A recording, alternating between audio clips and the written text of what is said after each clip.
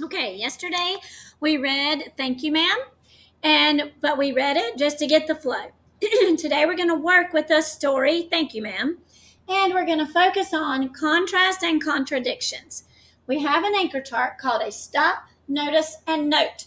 So today we really are going to stop when we get to a contrast or a contradiction, when the character does something that we did not expect them to do. We're going to stop, we're going to notice it, and we're going to ask ourselves a question. We're going to ask, why did the character do that? And we're going to note down why we think the character did that. So we're going to stop, we're going to notice, and we're going to note. Because when you write something down, it causes your brain to remember it. So writing is good. Now, so let's begin by starting to read our story as we find contrasts or contradictions when the character does something we did not expect. What that's opposite of what we expected the character to do. We might find plot, which is events in the story. We might find conflict, which is a problem. We might even find the theme, a lesson that the author wants us to learn. Okay, so I'm going to flip over to our story because I'm going to have it on the screen and I'm going to write on sticky notes. You can write on a notebook, you can write on the paper itself, or you can maybe write on your screen if you have an iPad.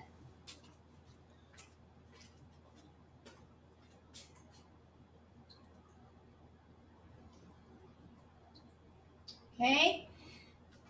My online version has a picture of where they are. So they're in a very busy place. I'll scroll it down. In New York. And you can see there's lots of traffic. There's big buildings. So that might explain why it would be normal for this lady to work very late at night. Now, I don't know why their little boy is out very late at night, but I know she's been working.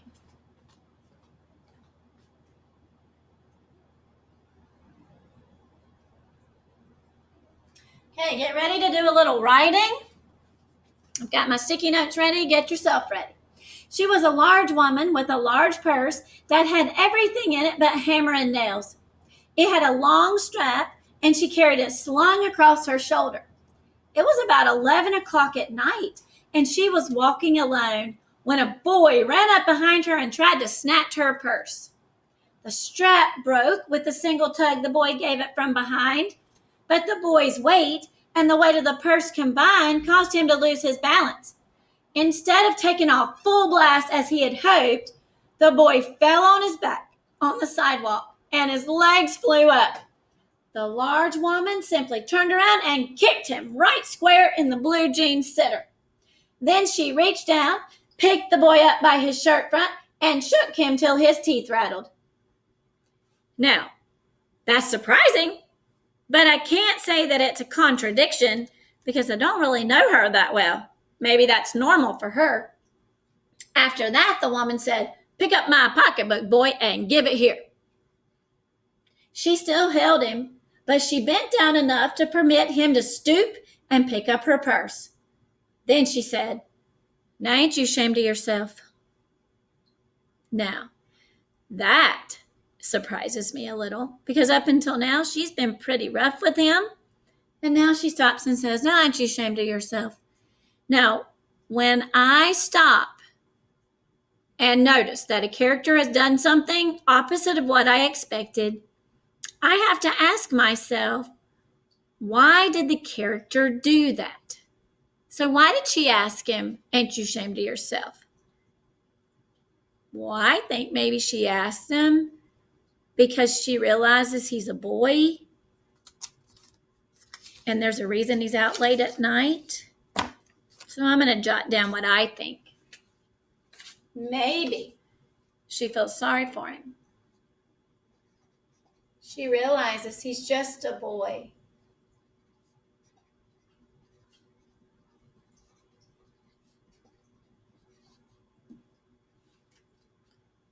That's what I think.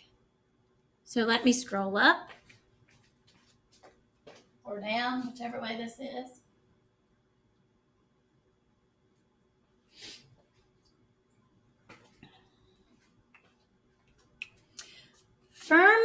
gripped by his shirt front, the boy said, "Yes'm."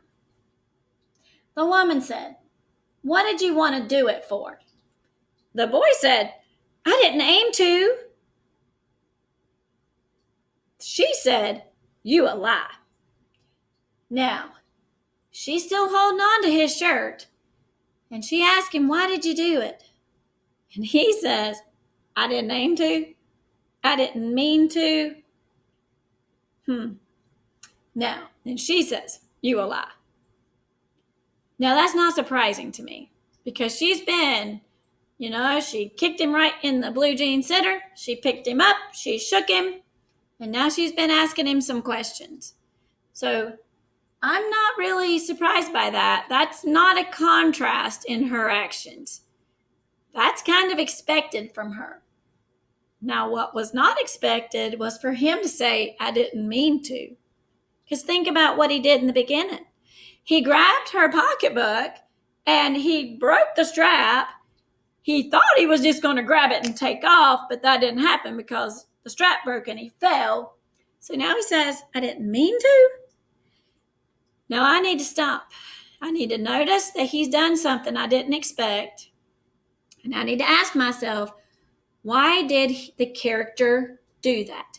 Why did the character act that way?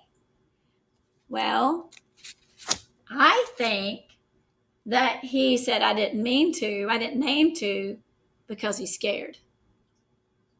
I think he's scared of her now. So I'm just going to write, he's scared. He might have good reason to be. By that time, 2 or 3 people passed, stopped, turned to look, and some stood watching. "If I turn you loose, will you run?" asked the woman. "Yes'm," said the boy. Okay, now that surprises me again. That is a contrast in what I've become to expect of this lady. She is asking him, "If I turn you loose, will you run?" So I have to stop and notice, and I need to jot down, why is she acting this way? Well, I think she feels sorry for him.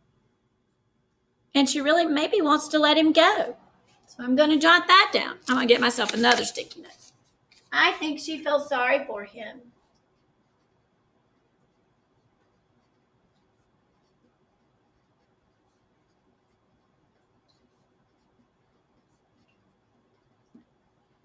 So you jot down what you think.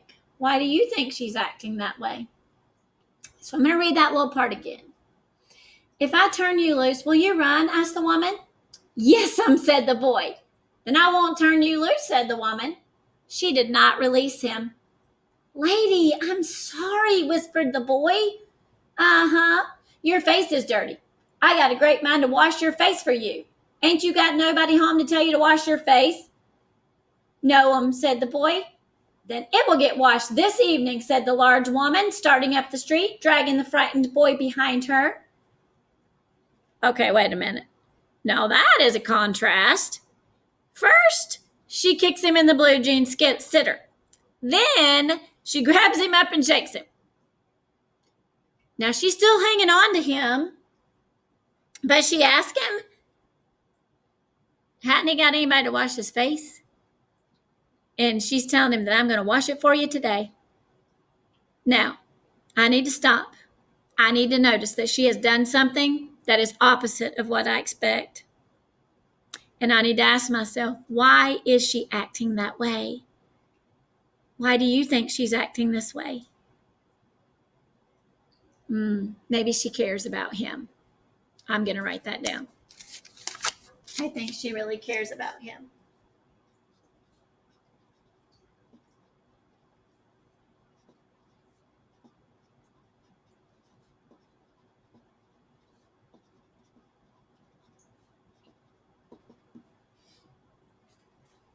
Now, I'm going to give you a job. And together, I want us to come up with one more contrast or contradiction. So I need you to join me now, and you be thinking. While I'm thinking, you be thinking also. I'm going to start with, then it will get washed this evening. Then it will get washed this evening, said the large woman, starting up the street, dragging the frightened boy behind her. So she's not letting him go, is she? He looked as if he were 14 or 15, frail and willow wild in tennis shoes and blue jeans. Okay, that's what he looks like. Listen to that again. He looks like he's about 14 or 15. Frail. What does it mean to be frail? Yeah, like thin, not well, and willow wild. What's a willow? I have a weeping willow tree at my house. It's like the branches are all crazy and they flow down. So he's willow wild. What do you think his hair looks like? Crazy? Woo! Maybe so. He's got on tennis shoes and blue jeans. So hopefully you've got a good picture of what he looks like. The woman said, "You ought to be my son. I would teach you right from wrong. Least I can do right now is to wash your face. Are you hungry?" Now remember, we're looking for actions, contrast, and contradictions. Things that a character does that surprise you because they're the opposite of what you expect. Now, she started out pretty rough on him. Now, she's still dragging him. She hasn't let him go. But she says, "You ought to be my son. I would teach you right from wrong. Least I can do right now is to wash your face. Are you hungry?" That is totally opposite of what I have come to expect of her. So I need to ask myself, why is she acting this way? Why is she offering to feed him and wash his face? Why do you think? You think she likes him? You think she sees that he needs help? Yeah. So I'm going to write on my sticky note, she sees that he needs help.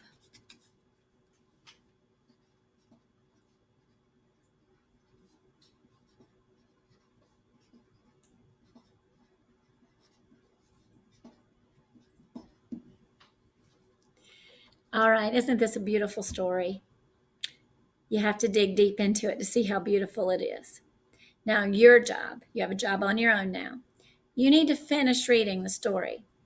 And every time you see a character have a contrast or a contradiction, every time you see a character do something or act in a way that is opposite of what you have come to know about them, you need to stop.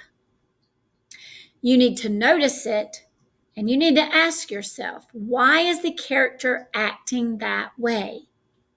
And write your answer down on a sticky note or in your notebook.